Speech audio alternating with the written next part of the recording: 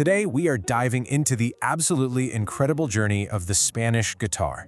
We're going to talk about how an instrument that was literally born in dusty courtyards fought its way into the world's most prestigious concert halls.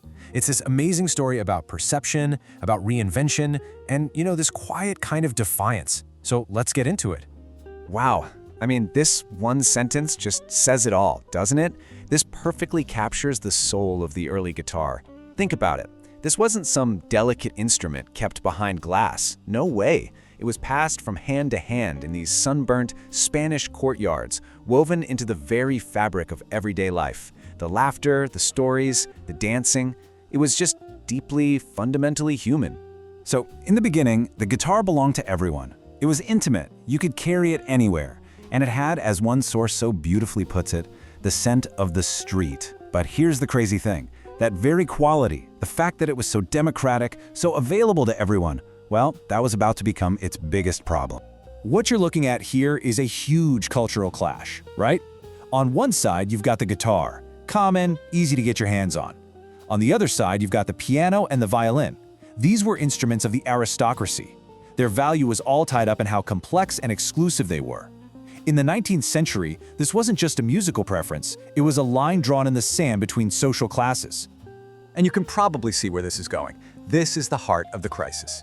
Because the guitar was so familiar, so much a part of ordinary life, the world of serious music just couldn't take it seriously. It was seen as simple, kind of trivial, and it was getting pushed to the very edge, on the verge of becoming, well, culturally irrelevant. And this quote, man, it just nails it. In that world, in that rigid hierarchy, respect wasn't just given to you. It was earned through difficulty, through being associated with the elite. The guitar, being so easy to just pick up and play a tune on, was seen as lacking the right kind of seriousness. It was considered, believe it or not, dangerously accessible. You have to understand, the stakes here were incredibly high. The guitar was facing a kind of cultural extinction. The real threat was that it would just get left behind, forever stuck in the category of a folk instrument. A charming little relic, but never ever allowed into the sanctuary of the concert hall where the high art was happening. But then, right when it looks like it's game over, when the guitar seems destined for the history books, two absolute game changers show up. And they didn't just change how it was played, they changed what it fundamentally was. They transformed both its physical form and its cultural soul. So first up, we have to talk about the soul of the guitar. And for that, we need to talk about this brilliant musician, Francisco Tárrega. He totally got it. He understood the core problem wasn't the guitar's sound, it was its reputation. He knew, somehow, that he had to change how people perceived the instrument. So he basically comes up with this brilliant two-part plan. First, he completely refines the playing technique. He moves away from that kind of harsh, rhythmic folk style to something incredibly nuanced and expressive. He basically made the guitar breathe. And second, and this part was pure genius, he started transcribing music written for other instruments by giants like Bach and Chopin and playing it on the guitar. Now look, this wasn't just about playing some pretty songs. This was, as our source calls it, reputational engineering. It was a power move. By proving the guitar could handle Europe's most complex and revered music, he forced the entire musical establishment to rethink its prejudice. He was essentially looking them in the eye and saying, "You can't dismiss us anymore." Okay, so get this. At the exact same time, Tárrega is completely reinventing the guitar's soul. Another guy, a craftsman named Antonio de Torres, is simultaneously transforming its body. He was giving it the physical power to match its new artistic ambition.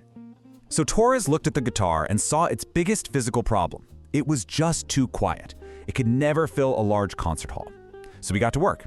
He expanded the body, he totally redesigned the internal bracing, and what he did was give the instrument a much bigger, fuller, more resonant voice. He gave it the power to fill a room. All right, so now the guitar has a new soul and a new body. It's finally ready for the main stage, right? Well, not so fast. Its entry into the concert hall wasn't some grand, triumphant entrance. It was a slow, difficult conquest, fought one performance, one student, one composition at a time. And this timeline really shows you just how slow that fight was. Cultural change is never instant, is it? We're talking decades for Tárrega's ideas to really take hold, for his students to build a legacy, and for the instrument to finally get accepted into the formal world of music schools and recital programs. That's just how deep the prejudice against it ran. But this is the part of the story I just love.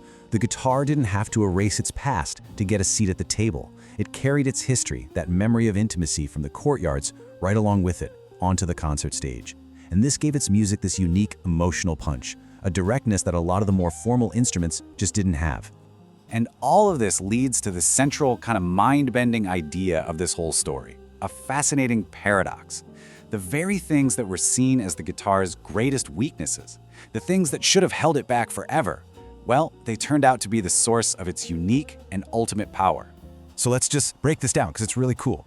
Because it had low status, it was forced to reinvent itself from the ground up. It had to. Because people thought it was too simple, it demanded incredible innovation from the people who played and built it. And because of its intimate, humble origins, it developed this profound expressive depth. Every single disadvantage became a catalyst for something amazing. When you get right down to it, the guitar's journey is the ultimate underdog story of the music world. It wasn't born into privilege with a silver spoon. It had to fight for its place. It had to scratch and claw for every ounce of respect it got, and it did it by becoming something entirely new, while still honoring everything it had always been. And that's why when you sit in a concert hall today and listen to a classical guitarist, it's just different. It's not about overwhelming you with volume. It's about precision, about touch, and about what one source calls the quiet authority of a single voice holding the rapt attention of an entire room. It's an act of profound intimacy, but on a grand scale. So I want to leave you with this thought. The guitar's journey, it kind of makes you wonder, doesn't it? How often do we dismiss something, whether it's a piece of music, an idea, or even a person, not because of its actual worth, but just because of where it comes from? What other masterpieces are out there waiting for us just beyond our own biases?